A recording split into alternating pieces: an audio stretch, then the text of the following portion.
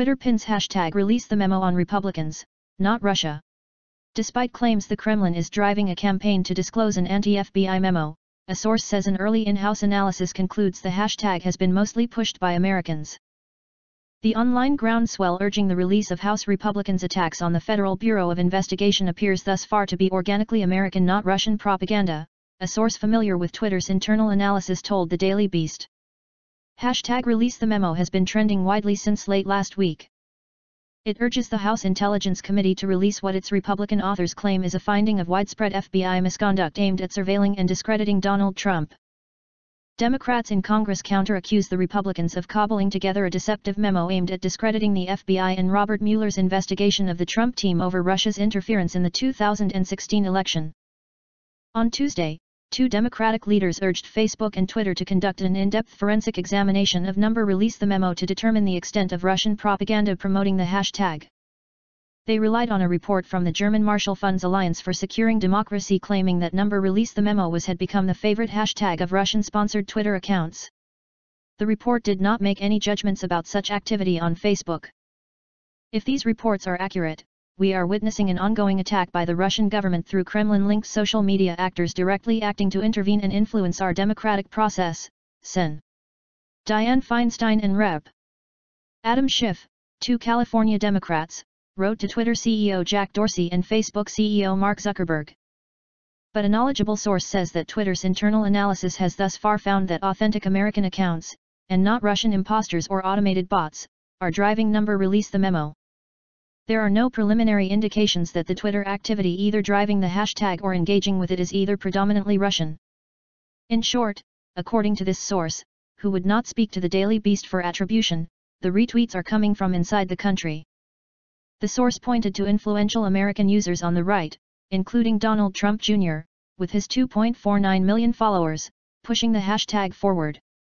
It's become a favorite of far-right Republican congressmen, including Steve King, who claimed the still-secret memo shows the FBI was behaving worse than Watergate in one viral tweet. Mark Meadows called it an absolutely shocking display of FISA abuses, referring to a counterintelligence procès. Rules of engagement. There are reasons for skepticism about both the source's claim and Alliance for Securing Democracy's contrary findings.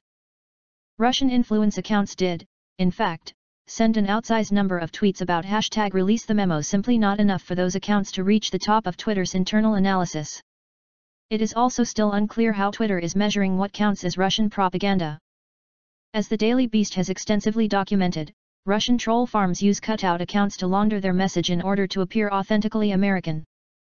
Similarly, accounts like Trump Jr.'s have vastly more followers than the egg avatar ad accounts the Kremlin uses to drop their messages into the information bloodstream.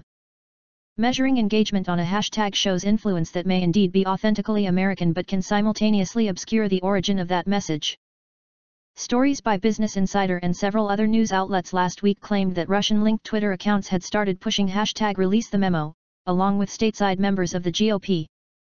The stories cited Hamilton 68, a project by the nonprofit Alliance for Security Democracy to display data about Russian propaganda efforts in near real-time created. Clint Watts, a former FBI counterterrorism agent who helped create Hamilton 68, said it's likely true that the tweets with the most long-term engagement came from Republicans. That doesn't mean Russian Twitter accounts were not also steadfastly pushing the hashtag, he said. Hamilton 68 does not measure the population of Twitter, Watts told the Daily Beast. The preponderance of tweets in these situations is definitely going to be Republican.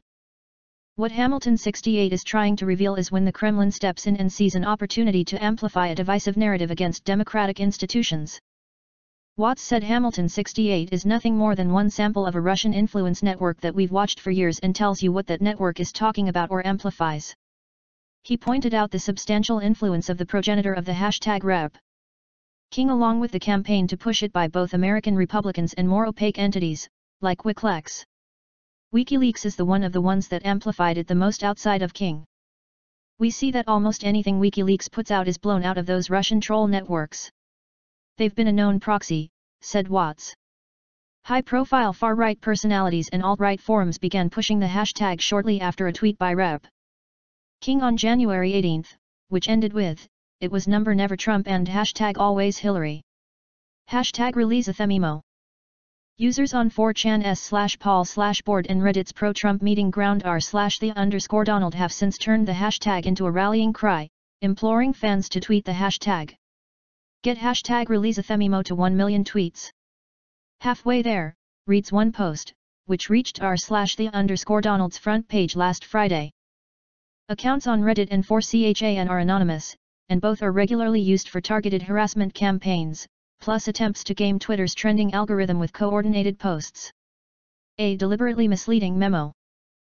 At issue is what is said to be an accusatory memo that Democrats say misattributes the provenance of a foreign intelligence surveillance warrant, i.e., something that the FBI could not unilaterally issue, instead requiring approval from a judge on a secret court to the now infamous dossier of salacious claims assembled last year by the British ex-spy Christopher Steele.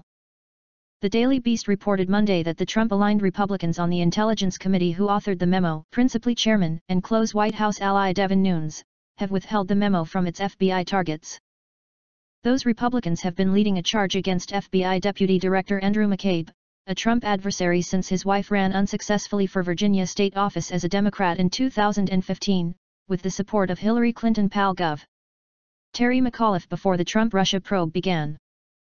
The pressure from Trump and his allies on the FBI and the Justice Department over Special Prosecutor Mueller's investigation is so intense that Trump's FBI director, Chris Wray, had threatened to resign over Attorney General Jeff Sessions' insistence that Wray remove McCabe, Axios reported.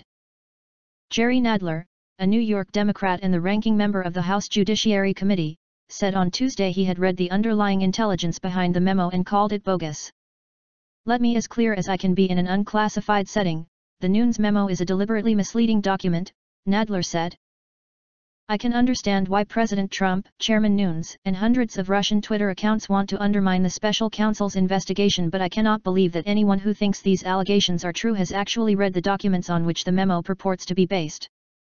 Twitter revealed last Friday that it had discovered over 1,000 new Twitter accounts tied to Russia's Internet Research Agency, or Troll Farm, since Twitter released its first trove of Russian accounts to investigators in October. The company has not released the identity of the 1,000 accounts, or the content they pushed, to the public, and they are no longer discoverable online.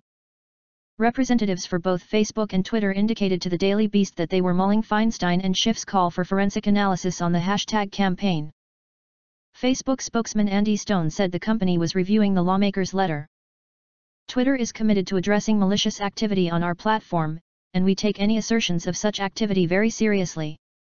We look forward to working closely with Senator Feinstein and Congressman Schiff to address their questions, a company spokesperson said.